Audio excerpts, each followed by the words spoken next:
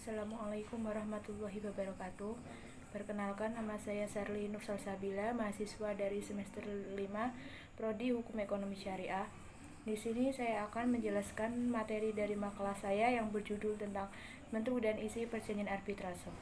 Untuk memenuhi tugas ujian akhir semester mata kuliah arbitrase syariah yang diampu oleh dosen Bapak Dr. Muhammad Sohibul Itmam, Magister Hukum. Materi yang pertama, definisi arbitrase.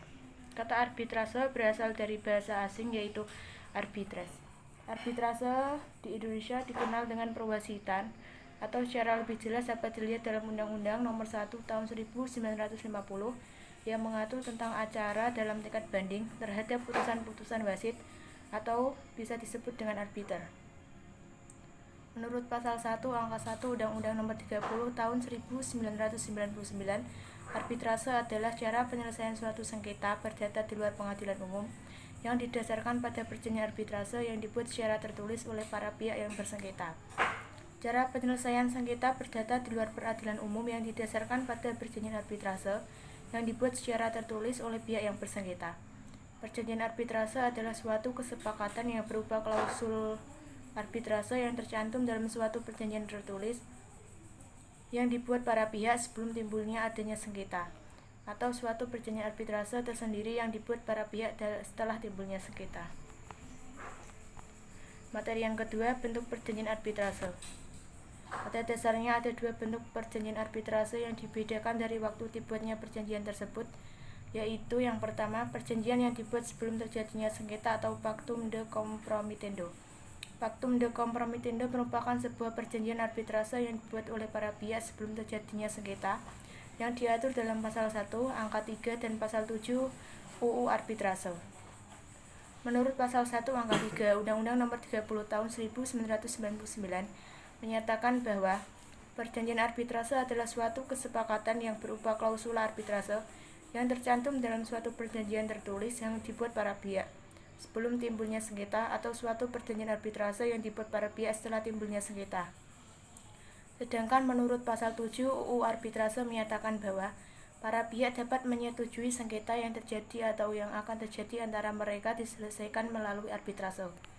Berdasarkan pasal-pasal pada UU Arbitrase tersebut dapat ditarik kesimpulan bahwa untuk membuat suatu klausula dalam perjanjian untuk memperjanjikan bahwa apabila di kemudian hari telah terjadinya sengketa, maka para pihak akan menyerahkannya penyelesaian kepada arbitrase dan bukan ke pengadilan. Sedangkan mengenai cara pembentukan pactum de compromitendo secara umum dapat dibedakan menjadi dua. Yang pertama, perjanjian arbitrase dibuat sebagai salah satu klausula dalam suatu perjanjian pokok. Cara ini umum terjadi mengingat pada saat ini dalam suatu perjanjian, para pihak biasanya sudah langsung menentukan pilihan penyelesaian sengketa yang mereka pilih. Yang kedua, perjanjian arbitrase dibuat dalam suatu perjanjian tersendiri yang dibuat sebelum terjadinya sengketa dan bersamaan dengan pembuatan perjanjian pokoknya serta tidak menjadi satu atau digabungkan dalam perjanjian pokoknya sehingga ada dua akta, yaitu akta yang berisi perjanjian pokok dan akta yang berisi perjanjian arbitrase.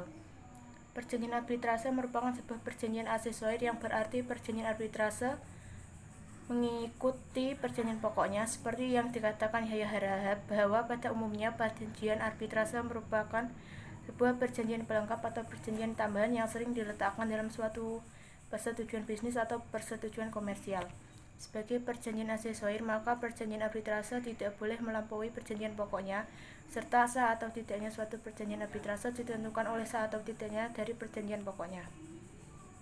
Yang kedua, perjanjian yang dibuat setelah terjadinya sengketa atau akta kompromis, disebut juga dengan compromise and settlement. Akta kompromis merupakan sebuah perjanjian arbitrase yang terbentuk akta dan dibuat setelah terjadinya sengketa yang diatur dalam Pasal 1 Angka 3 dan Pasal 9 UU Arbitrase. Dalam Pasal 1 Angka 3 UU Arbitrase menyatakan bahwa perjanjian arbitrase adalah suatu kesepakatan yang berupa klausula arbitrase yang tercantum di dalam suatu perjanjian tertulis yang dibuat oleh para pihak sebelum timbulnya sengketa atau suatu perjanjian arbitrase tersendiri yang dibuat para pihak setelah timbulnya sengketa.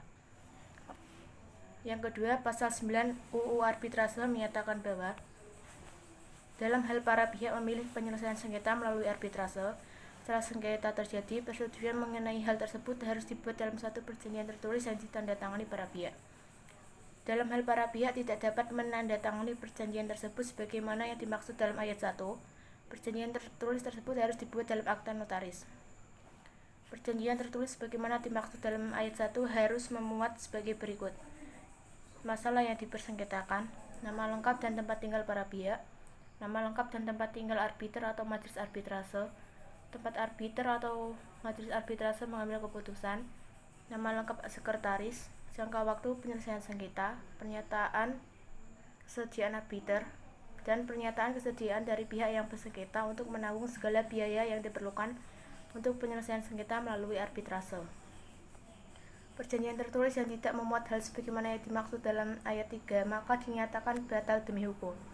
Sedangkan dalam RV peraturan mengenai akta kompromis memuat persetujuan para pihak untuk menyerahkan sengketa yang telah timbul pada arbitrase dan bentuknya harus tertulis dan ditandatangani oleh kedua belah pihak. Jika para pihak tidak mampu menandatangani maka perjanjian harus dibuat di muka seorang notaris.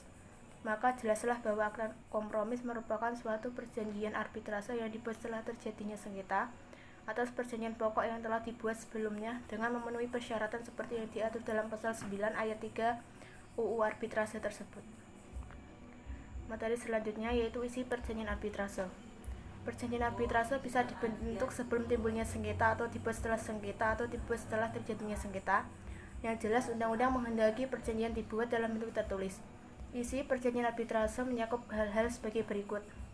Yang pertama, komitmen atau kesepakatan para pihak untuk melaksanakan arbitrase. Yang kedua, ruang lingkup arbitrase. Yang ketiga, bentuk arbitrase atau ad hoc atau institusional. Yang keempat, aturan prosedur yang berlaku. Yang kelima, tempat dan bahasa yang digunakan. Yang keenam, pilihan hukum substansif atau material berlaku. Dan stabilisasi dan kekebalan bila relevan.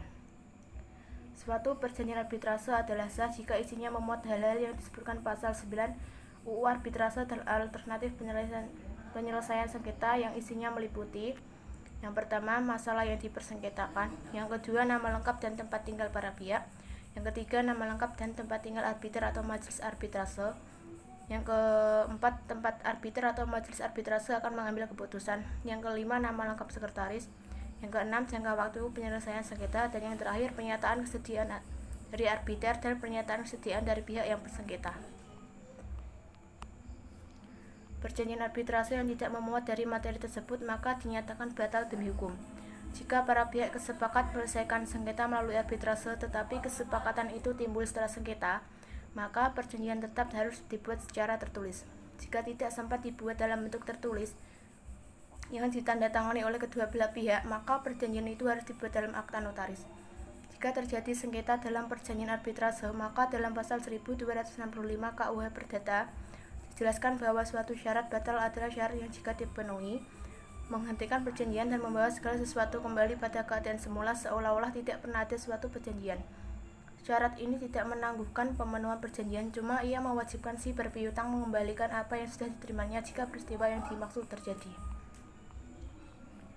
Undang-Undang Nomor 30 Tahun 1999 tidak membedakan antara klausul arbitrase dan akta kompromis, keduanya disebut sebagai perjanjian arbitrase. Isi rumusan atau formulasi perjanjian arbitrase dapat dilakukan oleh para pihak. Hal-hal yang boleh dicantumkan dalam perjanjian antara lain sebagai berikut. Yang ke-1, tidak melampaui perjanjian pokok. Yang kedua, isi klausula boleh secara umum. Yang ketiga, klausula arbitrase secara rinci. Dan yang terakhir, klausula atau binding opinion.